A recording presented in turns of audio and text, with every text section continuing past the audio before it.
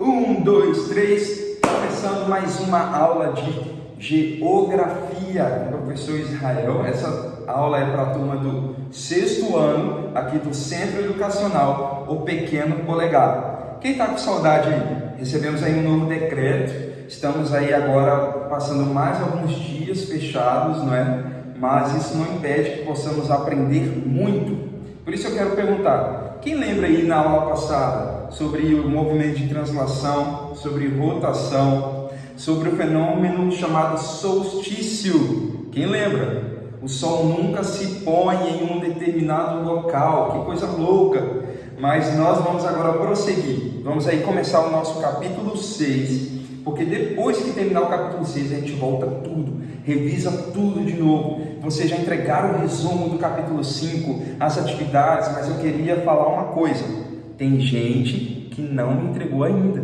E como é que eu vou corrigir? Como é que eu vou dar a sua nota? Se você não me entregar, vai faltar. Então você precisa adiantar, me procurar. E você que não me entregou ainda as atividades, tem que me entregar essa semana. É a última semana, porque eu vou começar a avaliar essas atividades. Porque daqui a pouco tem avaliação, tem prova, ok? Mas estamos por aqui muito bem. E eu queria pedir aí que você pegasse o seu livro, volume 2, abrisse no capítulo 6, que é na página 12 do nosso 12 do nosso livro de geografia, e a gente vai bater um papo bem legal hoje sobre tempo e transformações da Terra.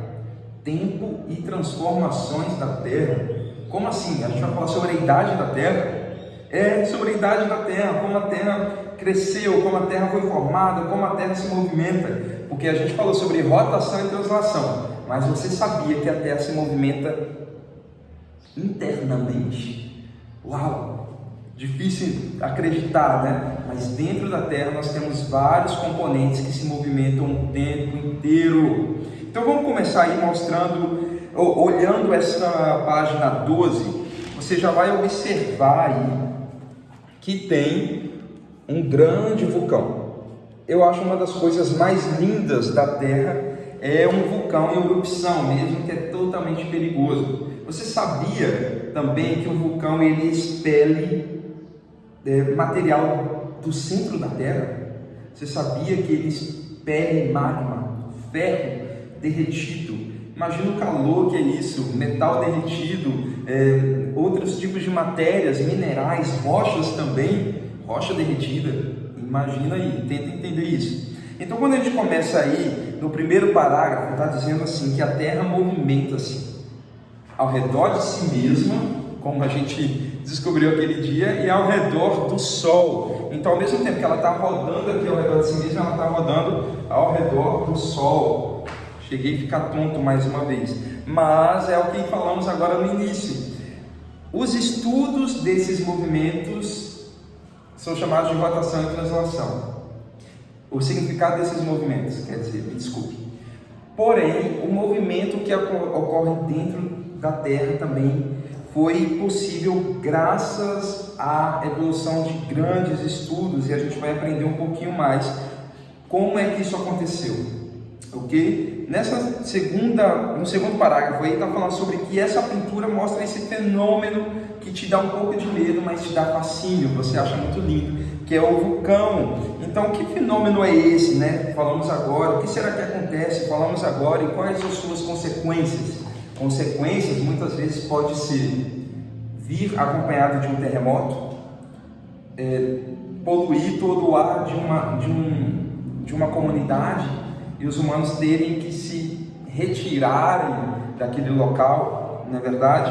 Então tem muitas consequências que a gente imagina quando um vulcão está em erupção. Vamos aí para a página 13 nesse momento? Na página 13 está escrito aí sobre o tempo geológico. Quando eu falo de tempo, a gente já imagina aí tempo, né? Hora, ou anos, ou minutos, por aí vai. Você sabia que, segundo a teoria da evolução, porque nós temos vários estudos sobre a formação do planeta, temos estudos criacionistas, evolucionistas. Então, de acordo com a teoria da evolução, a Terra é formada aí por uma composição rochosa, é feito de rocha principalmente, e é um dos planetas mais próximos ao Sol. Olha no primeiro parágrafo aí, é isso que está dizendo. E a nossa história começa, de acordo com essa teoria, há cerca de 4,6 bilhões, não é milhões, não são alguns anos, centenas de anos, mas bilhões de anos, e quando se formava ainda o sistema solar. No segundo parágrafo está falando que nosso planeta e os demais planetas do sistema solar, eles formaram-se por uma ecreção ou acréscimo de matéria. Então você imagina mais ou menos o seguinte: existia uma matéria aqui, uma rocha aqui, no espaço, no vazio do universo, aqui, todos esses materiais, eles se juntaram, explodiram, se juntaram e formaram um só. E aí, você acredita um pouco nesse estudo bem complexo, né? Então, depois dessa fase, a Terra passou por um estágio de fusão. Quando começa a juntar ali, vai juntando, e a temperatura vai fazendo um se juntar ao outro, e formou esse grande espaço, esse grande planeta. Através de uma temperatura altíssima, os materiais puderam se fundir. Que loucura, muito tempo, né? De acordo com esse estudo, levou aí milhares de anos para que tudo isso fosse finalizando. Os materiais menos densos, os materiais mais leves, eles começaram a ficar na superfície, e os mais pesados na parte interna. Então, como consequência disso, parágrafo 3, para vocês não perderem aí o fio da meada, os materiais como ferro, níquel, outros tipos de metais, eles ficaram concentrados no centro do planeta. Assim se formou o núcleo metálico, que é o que nós temos até hoje no nosso planeta. A gente vai aprender um pouco mais sobre isso aí. Então, olha aí o parágrafo 4, fala que quando esses materiais que eram bem quentes formaram o nosso planeta e começaram a resfriar, começou a criar então aí uma atmosfera primitiva. Olha só, escrito em branco aí, a atmosfera primitiva.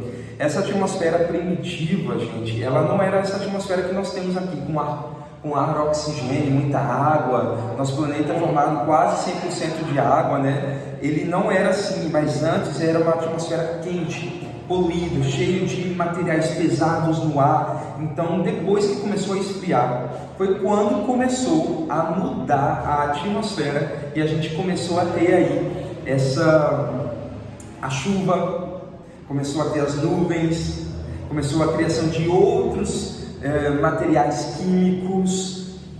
Foi um processo muito longo, na verdade, e essa parte externa sólida que nós temos aqui no planeta começou a ser formada. Então, no último parágrafo está falando assim que a atmosfera inicial atuou como uma espécie de isolante térmico. Inicialmente começou a esfriar ali por cima, e a parte interna continuou quente, e é o que acontece até hoje. Através disso, começou a surgir os primeiros seres vivos do nosso planeta, ok? Vamos aí então na página 14 entender um pouco sobre atualmente como é nosso planeta. Atualmente 70,8% da superfície terrestre é coberto por água. Isso aí você sabia, né? O nosso planeta se chama Terra, mas é chamado Terra, planeta, água. Então ele é coberto por oceanos, rios, mares, lagos, e os materiais do interior da Terra continuam ali, hiper quentes, em movimento, se desenvolvendo, não é? E também expelindo muitas vezes por um vulcão ou outros lugares. E o nosso planeta foi se formando aí em vários tempos, que é esse tempo geológico. Se você olhar essa curiosidade aqui, essa caixinha, você vai ver a diferença de tempos na construção do nosso planeta. Às vezes, se você olhar assim, vai ser um pouquinho complicado para você, mas a diferença acontece assim. Um exemplo, 1º de janeiro aconteceu aí o nascimento da Terra. Somente em março, então 2 meses depois, teve o começo da vida. Esse exemplo aqui está querendo dizer, gente, o período de tempo desses milhões, bilhões de anos de um para o outro. Você conseguiu entender isso? Parece um pouco complexo, né? Mas é só para você ter uma ideia da distância de uma coisa para outra. Então, primeiro se formou a Terra e depois se formou os seres vivos. Um exemplo de 2 meses, mas que na verdade são aí bilhões de anos para se formarem, ok? Nós vamos aí para a página 15, na próxima parte, e você vai poder entender um pouco melhor sobre isso.